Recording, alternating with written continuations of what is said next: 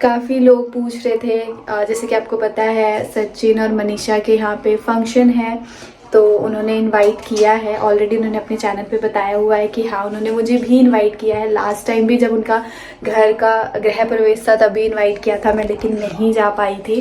उस टाइम भी मेरा कुछ कोलैबोरेशन, मैं सूरत में थी उस टाइम पे, तो वो अर्जेंट था क्योंकि डेट्स जब हम किसी ब्रांड को दे देते हैं तो फिर हम नहीं उससे हट सकते, हमें उस डेट पे वहाँ पहुँचना होता है, तो मैं नहीं जा पाई थी।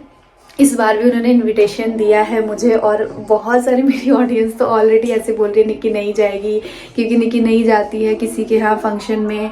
तो ऐसा नहीं है कि मैं नहीं जाती हूँ, मैं एक बार किट्टो के यहाँ पे गई हूँ, आपने देखा है। बाकी हाँ, सचिन और निशा मेरे घर पे आए हैं, वैसे हम लोग मिले हैं काफ़ी बार एक दूसरे से, लेकिन हाँ मैं कभी गई नहीं उनके घर पे, मैंने अपने घर पे कभी नहीं बुलाया है, तो इसीलिए बहुत सारे लोग भी कंफ्यूज हैं। तो मैं इस ब्लॉग में आपको बताने वाली हूँ, तो ब्लॉग में लास्ट तक बने रहिए कि क्या मैं जाऊँगी या नहीं जाऊँगी, और अगर नहीं जाऊँगी तो उसके क्या रीज़न्स हैं, और जाऊँगी तो क्या रीज़न है, तो ब्लॉग में बने रहिए। अभी फ़िलहाल थोड़ा सा काम है वो कर लेती हूँ फिर। ऐसा लग रहा है बारिश लंच छोड़ के भाग गए, लेट हो रहा था।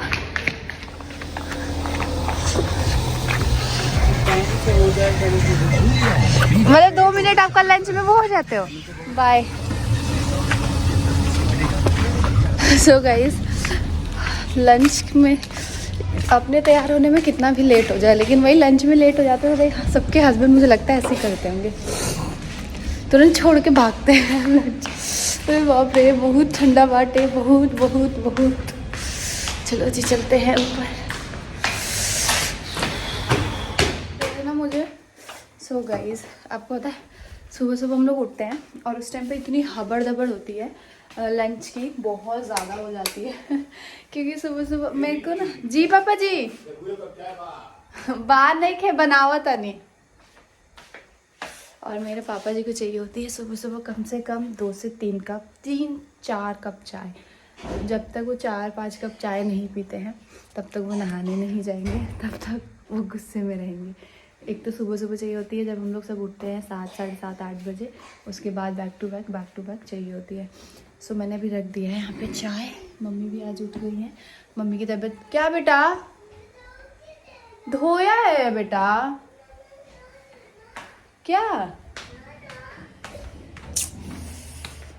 क्या बोल रहे हो? ये धो दूँ? धो के तो दी हूँ आपको, धो के दे दूँ? अच्छा ठीक है। सो गाइज, फिर मैं आ गई थी किचन में, और मैंने किचन में जल्दी जल्दी सारी किचन को क्लीन किया। और आज मुझे हेयर वॉश करना है, लेकिन हेयर वॉश करने से पहले ही ना इतनी ठंड लगती है, बाल सूखते भी नहीं है, मेरे बाल बहुत पतले हो गए हैं। एंड आज मैं आपको इस वीडियो में ये भी बताने वाली हूँ कि मैंने हेयर पे कौन सा ट्रीटमेंट लिया है पिछले 2-2.5 सालों में, और आपको क्या लेना चाहिए नहीं लेना चाहिए, कितने में हुआ सारा ट्रीटमेंट, सारी चीज़ें। सो ब्लॉग में आगे बने रहिए, आपको डिटेल में मैं सारी चीज़ें बताऊँगी हेयर से रिलेटेड, और शायद बहुत हेल्पफुल होगी आज की मेरी वीडियो हेयर वाली आपके लिए। और दूसरी चीज़ तो मैंने आपको बता ही दिया। क्या मैंने यहाँ पे चाय ले जाके, मम्मी ना ऊपर थी, बाबू का क्लास चल रहा था, तो मम्मी और भाभी का चाय मैंने सोचा कि ऊपर ही दे देती हूँ। मैं नहीं पीती हूँ चाय, सिर्फ 1 कप मैं बिस्किट के साथ सुबह लेती हूँ, उसके अलावा नहीं।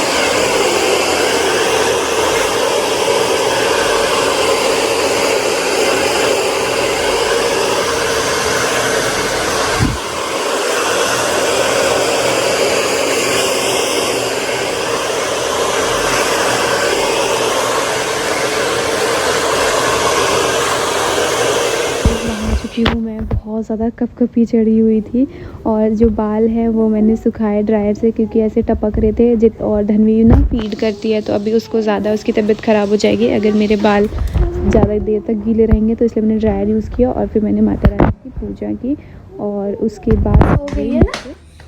धनवी सो गए हो, सो गए हो? दिखाओ तो, दिखाओ तो मम्मा लगते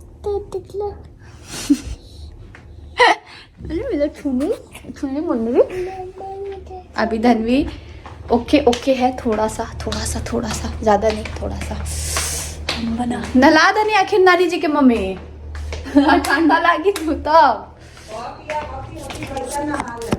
हाँ हेती नहा के अपन घुस गए सन, आज तो मेरा ही ठंड नहीं जा रहा है, जब से मैं नहा के निकली हूँ तब से। चाय थोड़ा सा है, पापा जी को दे दूंगी।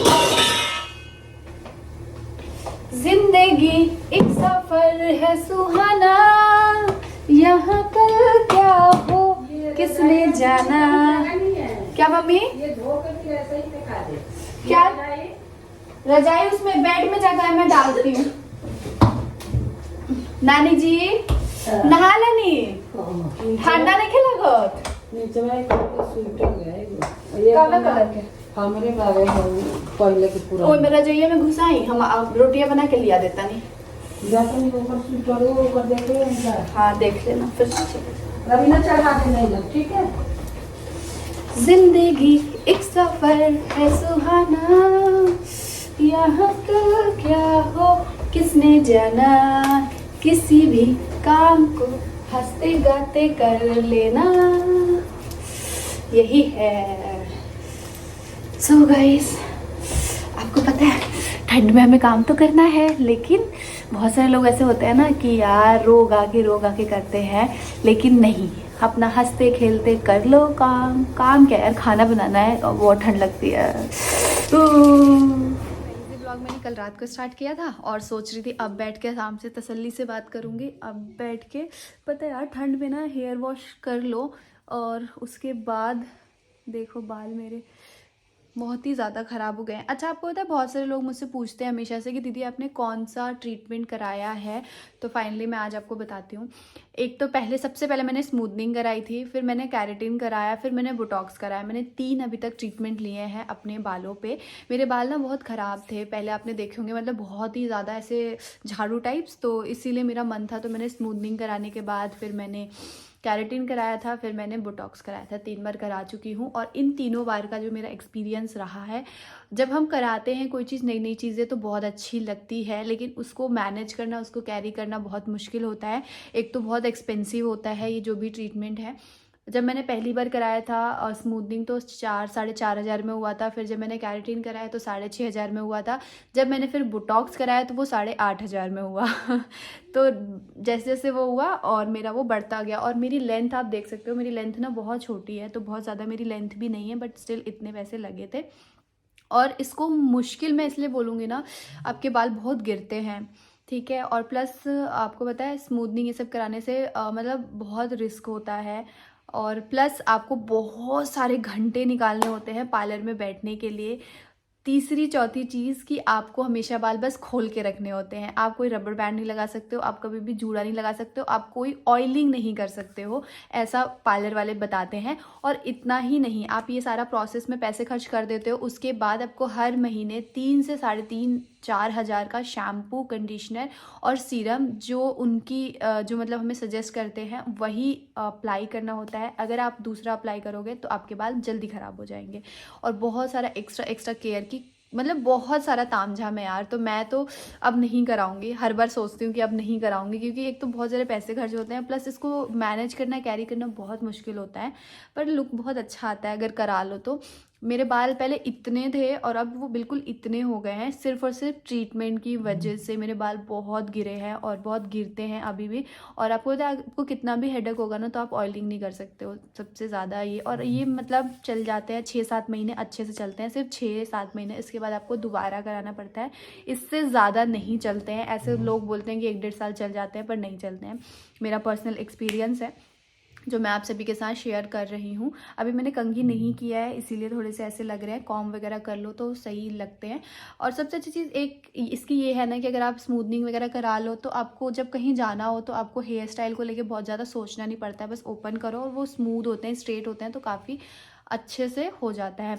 और दूसरी चीज़, किसी ने मुझसे पूछा था कि केमिकल ये सब ट्रीटमेंट कराने के बाद बाल बढ़ते हैं या नहीं, तो मुझे तो ऐसा लगा है कि मेरे बढ़े हैं, बट बाकी मैं नहीं बता सकती हूँ। बट हाँ, मेरे बढ़े हैं पहले से बाल। और प्लस सबसे अच्छी चीज़ ये है कि उलझते कम है बाल, स्मूथ रहते हैं, तो जल्दी से आप कॉम्ब करके और निकल जाओ, तो ये एक अच्छी चीज़ है।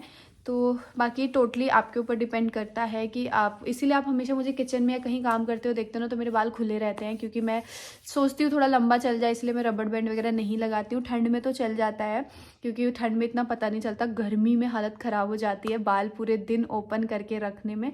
और प्लस अगर एक दो खाने वाने इधर उधर किचन में मिल गया तब तो सब पूरे घर का शक सिर्फ आप पे जाता है कि नहीं, इसी के बाल खुले रहते हैं, इसी के गए होंगे, तो फिर वो एक अलग डांट पड़ती है, वो एक अलग चीज़ है।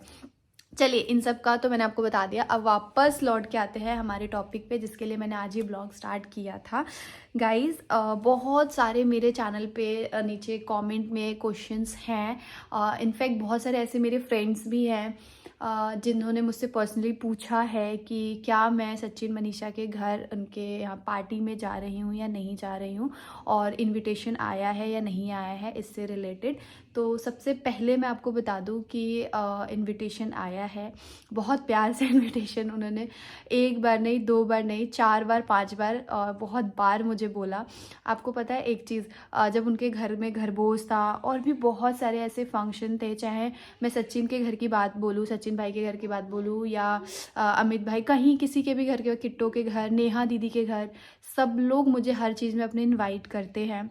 नेहा दीदी ने अपने भाई की शादी में भी मुझे इनवाइट किया था, और किट्टू ने भी हमेशा इनवाइट किया है, और भी बहुत सारे इन्फ्लुएंसर, जैसे आप प्रियादीप को जानते हो, उन्होंने भी अपनी बेटी के नामकरण में इनवाइट किया था। तो सब लोग इनविटेशन देते हैं, लेकिन मैं कहीं नहीं जा पाती हूँ, और इसका रीज़न मुझे पता है। बहुत सारे लोगों को ऐसा भी लगता होगा कि घमंडी है, कहीं जाना नहीं चाहती, किसी से मिलना नहीं चाहती, ये सारी चीज़ें उन्होंने क्योंकि एक बार किसी के साथ होता है, और मेरे साथ तो कई बार हो चुका है कि मैं नहीं जा पाई हूँ। मेरे यहाँ पे मेरे मम्मी पापा की एनिवर्सरी में सब आए थे, तो सबसे मतलब मुझे सबसे अच्छा लगा, मैं कहीं नहीं जा पाई, लेकिन फिर भी सबने मेरी उस चीज़ को गलत वे में ना लेके, और सब लोग मेरे मम्मी पापा की एनिवर्सरी में आए। प्लस जब मेरी मम्मी का ऑपरेशन हुआ था तो उनको देखने के लिए भी आए।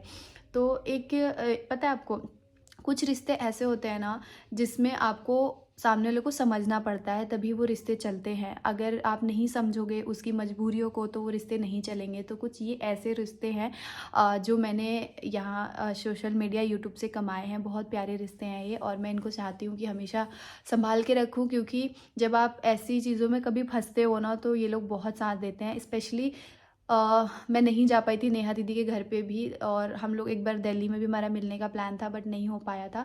इन सब रीज़न की वजह से ना मैं हमेशा ये सोचती हूँ, क्योंकि अभी भी ना जब उन्होंने अनाउंस किया था सचिन भाई ने अपने चैनल पे कि निक्की सुमित भी आएंगे मेरे यहाँ पे, इन्विटेशन मतलब मैंने दिया है, तो उनके मैंने कॉमेंट देखे थे, सब ने ये बोले थे कि सब आएंगे बट निक्की नहीं आएंगी, देख लेना, वो घमंडी है, वो कहीं जाना नहीं चाहती है, वो किसी से मिलना नहीं चाहती, ये सारी चीज़ें। तो मैं आपको बता दूं, नहीं, मैं घमंडी नहीं हूँ, मैं भी सबसे मिलना चाहती हूँ, मैं सबके यहाँ जाना चाहती हूँ, लेकिन आपको पता है मैं जॉइंट फैमिली में रहती हूँ, और मैं यहाँ अपने घर में मतलब मैं अपने मन की नहीं कर सकती हूँ कोई भी चीज़। मुझे अपनी फैमिली के परमिशन से ही सारी चीज़ें करनी होती है। मेरे सास ससुर जैसा बोलते हैं, क्योंकि मेरे घर के जो मालिक हैं वो मेरे सास ससुर हैं, अभी वही है मालिक, और जब तक वो है वही रहेंगे। और कोई भी चीज़ चाहे वो अच्छा हो चाहे बुरा हो, मैं चाहती हूँ कि मेरे सास ससुर के मर्ज़ी से ही हो। अब कुछ लोग ये सोच रहे होंगे कि अच्छा, तो आपके सास ससुर नहीं चाहते कि आप कहीं जाओ। नहीं, ऐसा नहीं है, वो नहीं चाहते हैं कहीं मैं जाऊँ, लेकिन मतलब कुछ चीज़ें हैं जो मैं ऐसे ओपनली आपको नहीं यहाँ पे आके बता सकती हूँ। लेकिन आपको पता है, जब आप फैमिली के साथ रहते हो ना, तो आपको आगे पीछे सब कुछ देख के चलना होता है। अपनी खुशियों के लिए आप सामने वाले को किसी ऐसे सिचुएशन में नहीं फंसा देते हो कि चलो मैं तो खुश हूँ बट बाकी वो संभाल लेंगे, तो ऐसा नहीं होता है। अगर आप फैमिली में हो तो आपको अपने साथ साथ अपनी फैमिली के बारे में भी सोचना होता है। आपको पता है, गृह प्रवेश जब उनके घर का था तो उन्होंने बहुत प्यार से इन्वाइट किया था कई बार, यहाँ तक कि जब उनका फंक्शन चल रहा था तब भी उन्होंने मुझे मैसेज कॉल किया था कि निक्की अभी भी टाइम है, प्लीज़ आ जाओ।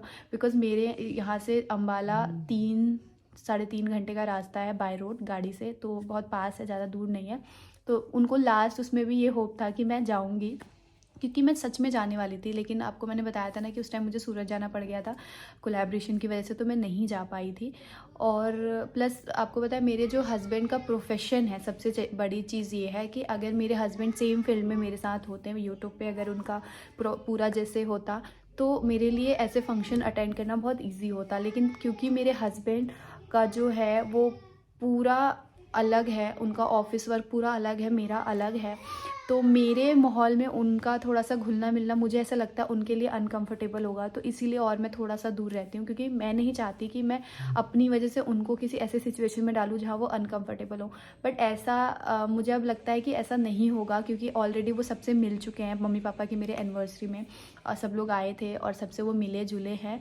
तो एक तो ये चीज़ है, प्लस जब फंक्शन पड़ते हैं ऐसे डे में जब भाई उनका भी ऑफिस का वर्क है, तो वो मैं नहीं चाहती कि मैं ये बोलूँ कि आप अपना ऑफिस का काम छोड़ दो क्योंकि मुझे जाना है, तो वो चीज़ भी अच्छी नहीं लगती है। ठीक है, तो मैं बस यही बोलूँगी कि जिसको भी ये लगता है कि ये किसी भी फंक्शन में नहीं आना चाहती है क्योंकि ये घमंडी है, इसको घमंड है, उनसे सिर्फ मैं यही रिक्वेस्ट करूँगी, प्लीज़ आप ये चीज़ ना सोचिए कि मैं घमंडी हूँ या मैं नहीं आना चाहती हूँ। मैं बिल्कुल आना चाहती हूँ, मैं सबसे मिलना जुलना चाहती हूँ, लेकिन मैं नहीं आ पाती हूँ क्योंकि फैमिली के साथ सब कुछ नहीं करा जा सकता है, सब कुछ करना पॉसिबल नहीं होता है। और इनफैक्ट हम लोग कभी मतलब इतना ज़्यादा मतलब घुले मिले भी नहीं है। घुले मिले का मतलब ये है कि मतलब इतना वो नहीं हुआ है, तो इसीलिए थोड़ा सा लगता है। और पता है मम्मी पापा मना भी नहीं करेंगे, मुझे पता है। जब उनसे हम पूछा ही नहीं है कभी, सच बताऊं तो कभी पूछा ही नहीं है कि मम्मी यहाँ जाना है या वहाँ जाना है, तो वो है कभी ऐसा हुआ नहीं कि पूछूं और मना कर दें। तो इस बार ना उनके घर जाने को लेके बहुत ज़्यादा कन्फ्यूजन है कि वैसे एक तो सैटरडे संडे में है, प्लस मतलब मैं आपको बता नहीं सकती, मैंने कल भी मैसेज किया था सचिन भाई को कि मैं नहीं आऊँगी ऐसे से, तो उन्होंने मतलब बहुत कुछ मुझे बोला था कि मुझे पता था, सब लोग कह रहे थे कि तुम नहीं आओगी, मुझे 100% पता था तुम नहीं आओगी, फिर भी मुझे तुम पे विश्वास था कि तुम आओगी, मनीषा भी सेम। लेकिन उनको मतलब मुझे ना समझ नहीं आ रहा, मैं बहुत कंफ्यूज हूँ कि मुझे क्या करना चाहिए, मुझे जाना चाहिए, मुझे नहीं जाना चाहिए। इसीलिए मैंने आज वीडियो बनाया है। मैं अपनी ऑडियंस से, मैं आप सबसे जानना चाहती हूँ कि मैं क्या करूँ। आप लोग प्लीज़ मुझे कमेंट में बताइए कि मेरे को जाना चाहिए, नहीं जाना चाहिए। और क्योंकि वैसे तो पता नहीं आज डिसीज़न अगर मैं लूँगी, कल या परसों तो फंक्शन ही है, कल परसों फंक्शन ही है, तो पता नहीं, क्योंकि फैमिली में भी सब कुछ बात करना होता है, फैमिली में भी सारी चीज़ें करनी होती है, मेरी कोई तैयारी नहीं है, कुछ भी नहीं है, तो क्या होगा कैसे होगा मुझे नहीं पता। बट आप लोग बताइएगा कमेंट में कि क्या करना चाहिए मुझे। थोड़ी सी आपकी हेल्प की ज़रूरत है, प्लीज़ हेल्प करिएगा, बिना मेरे बारे में ये सोचे कि घमंडी है, अकड़ है, एटीट्यूड है इसलिए नहीं जा रही है। सब लोग जाते हैं, ये अपने आप को ज़्यादा बड़ा समझती है इसीलिए सबके यहाँ पे नहीं जाती है, तो ऐसा बिल्कुल नहीं है। और इस अभी मेरी ना धन्वी की भी तबीयत थोड़ी ख़राब है, मेरी भी थोड़ी सी ख़राब थी बट अभी ठीक है। तो प्लीज़ आपसे भी से हाथ जोड़ के रिक्वेस्ट है, मेरी हेल्प करिए और मुझे बताइए कि क्या मुझे सचिन मनीषा के घर जाना चाहिए या नहीं जाना चाहिए। आपको पता है उन्होंने बहुत बार मतलब मेरा साथ दिया है, वो सारी चीज़ें भी मेरे दिमाग में चलती है। प्लस जब मेरी मम्मी का ऑपरेशन हुआ था तो वो दोनों मेरे मना करने के बावजूद भी आ गए थे सरप्राइज़ देके कि मेरे मेरी मम्मी को देखने के लिए, एंड बहुत रिस्पेक्ट दी थी मेरी मम्मी को, सच बताऊँ तो। और चाहे मेरे मम्मी पापा की एनिवर्सरी में लखनऊ से वो तुरंत आ गए थे, जैसे ही मैंने कॉल किया था, तो उन्होंने मेरे लिए बहुत कुछ किया है। प्लस मैं जब कभी ऐसे फंसी हूँ ना सिचुएशन में, जब मुझे किसी की हेल्प की ज़रूरत हो टेक्निकली, जब मुझे समझ ना आओ, तो काफ़ी बार सचिन भाई ने मेरी मदद की है। तो इतनी सारी चीज़ें देखते हुए ना मैं बहुत ज़्यादा मतलब कन्फ्यूज़्ड हूँ, बहुत ज़्यादा हैरान हूँ, बहुत परेशान हूँ, मैं डिसाइड नहीं कर पा रही हूँ, मुझे समझ नहीं आ रहा है। हाँ, पार्सल रिटर्न करने था, वही मैं करने के लिए गई थी।